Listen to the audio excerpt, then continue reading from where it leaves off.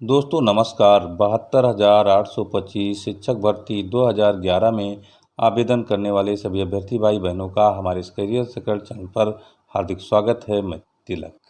Big breaking update के तहत 12,091 का जो ऑर्डर डीबी से रिलीज हुआ है मित्रों, उस पर अगर हम चर्चा करें तो इस चर्चा में एक बिंदु आता है रिट डालने की हड़बड़ाहट, मुख्य लीडिंग याचिकाकर्ता बनने की हड़बड़ाहट, कोर्ट के सौदागरों ने ही डुबोई 12,091 की नैया, जागो 12,091 के चयनितों, आपको डबल बेंच ने अचयनित घोषित कर दिया।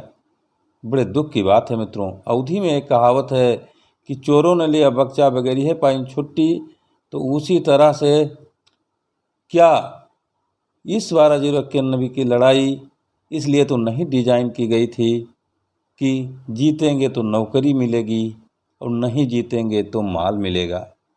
इसी रेखा पर चलते हुए और इसी मार्ग पर चलते हुए हमारे अगुवाकारों, हमारे पैरवीकारों ने काम किया। हम सोते रहे, वो जागते रहे और हम अपने नौकरी की आस में अपने खून पसीने के गाढ़ी कमाई उन्हें देते रहे। मित्रों, हम आपको बता दें, जब सुप्रीम कोर्ट से किसी तरह से परमादेश हो गया था तो रिट डालने की इतनी हड़बड़ाहट क्यों थी कि जो रिट डाली गई उसमें रिजवाइंडर ही नहीं लगा था। 0 रिजवाइंडर का रिट मित्रों दाखिल कर दिया गया। इसके पहले जो कंटेम्प्ट रिव्यू हमारा 2019 में खारिज हुआ था, उसकी अगर हम चर्चा करें, जिसके कारण आज हम डबल बेंच में हार गए हैं, और उसी आधार को लेकर अश्विनी कुमार मिश्रा ने हमको बाहर कर दिया, सिंगल बेंच के आर्डर को खारिज कर दिया। मित्रों, हम आपको बताएं कि इस वीडियो में हम इस सब पर चर्चा करेंगे। आप हमारे चैनल को अधिक से अधिक संख्या में सब्सक्राइब कर दीजिए और वीडियो में अंत तक बने रहिए, क्योंकि आपको अब हमें आगे भी अपडेट देना है। तो अगर आप हमारे चैनल को सब्सक्राइब करे रहेंगे तो आपको नोटिफिकेशन जाता रहेगा, हमारा वीडियो आपको मिलता रहेगा। तो मित्रों, हम बताएं आपको कि सबसे पहले तो परमादेश जब हुआ, उसके बाद सिंगल बेंच में रिट डाली गई, तो वो कमज़ोर रिट जो कि आज हमारे गले की फांस बन गई, और उस लीडिंग याचिकाकर्ता जो मोस्ट सीनियर वकील हैं, उन्होंने डाली थी जिसमें रिजवाइंडर ही नहीं लगा था। सरकार ने उसी को चैलेंज किया और अन्य रिटों को चैलेंज ही नहीं किया। सबसे बड़ी बात, हार का प्रमुख एक कारण। दूसरा कारण, 2019 में जो हमारे नौसिखिए गए थे वहाँ लड़ने सुप्रीम कोर्ट में, उन्होंने माल ज़्यादा बनाया था मित्रों, लड़ाई कम लड़ी थी। शौक किया दिल्ली में और पैसा बचाया, बिजनेस किया और उससे संपत्ति बनाई। मित्रों, हम आपको बता दें कि उस समय हम कंटेम्प्ट रिव्यू में हारे थे, चयनित होकर भी अचयनित हो गए थे। तो उसका भी मुख्य कारण यही था कि हम बहुत ठीक वकील वहाँ नहीं खड़ा कर पाए थे, और परमादेश ला करके उसके बाद में जो टीम के हमारे अगुवाकार पैरवीकार थे, जो कोर्ट के सौदागर थे, उन्होंने इस केस को ऐसा डिजाइन किया कि जीतेंगे तो नौकरी मिलेगी, नहीं जीतेंगे तो फिर माल मिलेगा। माल तो मित्रों मिल गया, नौकरी नहीं मिली, उनका क्या जाता है। लेकिन नौकरी उनको नहीं मिली जिनका सब कुछ चला गया, माल भी गया और नौकरी भी नहीं मिली। तो मित्रों, इस तरह से आप लोग अब जाग जाइए, क्योंकि एक अंतिम लड़ाई सुप्रीम कोर्ट की बची है।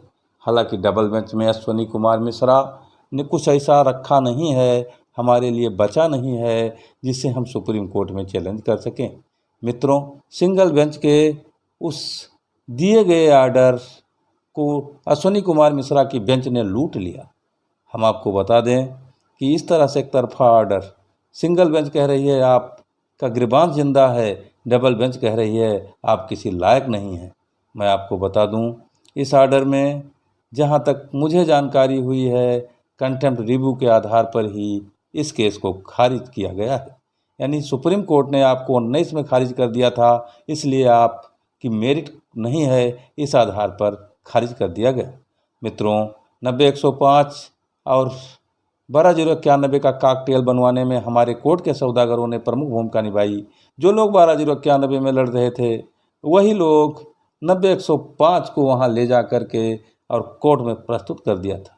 टांग अड़ाने का काम किया गया और आज 12,091 लड़खड़ाता हुआ चित्त हो गया, धराशायी हो गया। इन लोगों ने, इन महावतों ने, जो कि 12,091 की हाथी हाँक रहे थे, ऐसा अंकुश मारा कि हाथी ही बैठ गई। मित्रों, हम आपको बता दें कि आपसे मांगते रहे, आप देते रहे और ये लोग पैरवी करते रहे। कैसी पैरवी की आप समझ सकते हैं कि जब हमारी डीबी की सुनवाई शुरू हुई, पहले दिन कंटेंट रिव्यू का मामला आया। कंटेंट रिव्यू पर जब जज क्रॉस क्वेश्चन हमारे मोस्ट सीनियर अधिवक्ताओं से करने लगे और हमारे मोस्ट सीनियर अधिवक्ता बगले झांकते रहे, तभी हमारा केस हमारे हाथ से निकल गया था। जो कुछ बची खुशी कसर रही, कोर्ट के अंतिम दिन जब हमारे ये मोस्ट सीनियर अधिवक्ता नदारत थे अंतिम प्रहर में, तब सरकारी वकील कोर्ट को कन्विंस कर ले गए। हम आपको बता दें, एक बहुत बड़े सीनियर वकील जिनको भारी भरकम पैसा दे करके और उनको हायर करने का दावा किया जाता है, वो कोर्ट में पहले ही निकल लिए। और हम आपको बता दें कि एक टीम द्वारा भारी भरकम टीम खड़ी की गई, जिसमें से 2 वकील पूरे सुनवाई के दौरान कुछ बोले ही नहीं, किसी भी दिन नहीं बोले। और बड़े वकील हैं सर, उनका नाम मैं नहीं लेना चाहता हूँ। और उसके बाद में हम आपको बता दें, एक उनके ग्रुप में से ऐसे वकील थे जो बार बार बिना जानकारी के जज से प्रश्न करते रहे और उनको आर्गूमेंट करते रहे। मित्रों, वहाँ जज गुस्सा भी हो रहे थे 90-105 के मामले पर, और जज तमतमा गए, जबकि उनको सुनना ही नहीं चाह रहे थे। और मैं आपको बता दूं कि इस तरह से जो गलबहियाँ सरकार और जज की देखी जा रही है, वो तो एक तरफ आप रख दीजिए, उस पर हम चर्चा नहीं करना चाहते, लेकिन अपनी कमी बहुत बड़ी कमी है।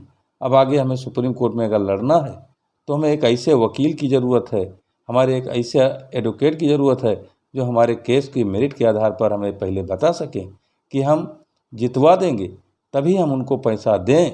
अन्यथा इन लोगों के कहने में कमज़ोर वकील करने के लिए हम पैसा कतई न दें। इसलिए जागना बहुत ज़रूरी है। और सुप्रीम कोर्ट के एक महारथी जो हाई कोर्ट तक आते हैं, उनके माध्यम से अगर फिर लड़ेंगे आप, तो फिर वही हाल होगा, आप कहीं का नहीं रहेंगे। सब कुछ सोच विचार लीजिए और सभी लोग जो भी जागरूक हैं, स्वयं पैरवी कीजिए, किसी एक के पैरवी के भरोसे इस बार मत रहिए। मित्रों ने अंतिम लड़ाई है, अभी हाथ से जाती रहेगी। और इन सौदागरों ने 12,091 की नैया को डुबो कर रख दिया है। मित्रों, हम अब और आगे क्या बता सकते हैं, अन्य वीडियो में सारी बात हम आपको बताते रहेंगे। धन्यवाद।